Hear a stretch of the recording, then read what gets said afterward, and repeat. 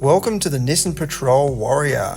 This thing is an absolute beast, and not just by name. It plants itself on the road and stands out like a sore thumb.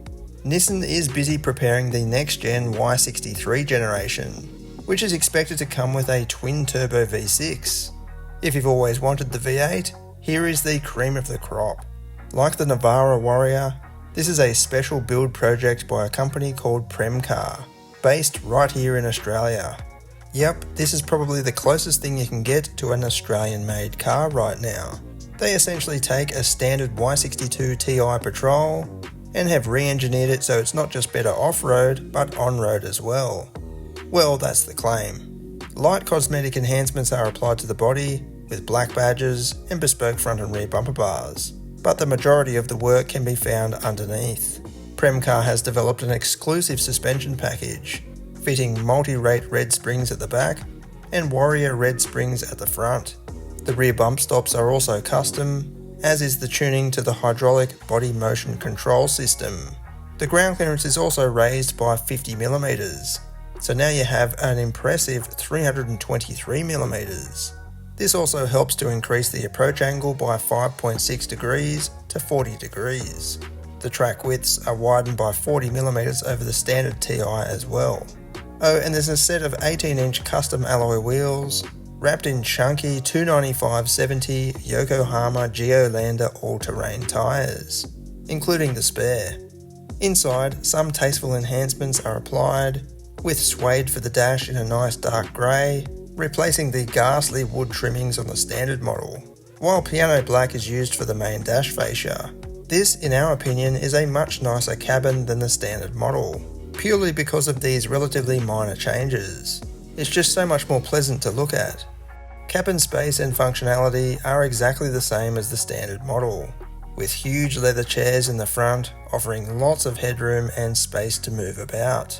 The touchscreen is very dated, as is most of the switchgear, but it's all pretty friendly and easy to use.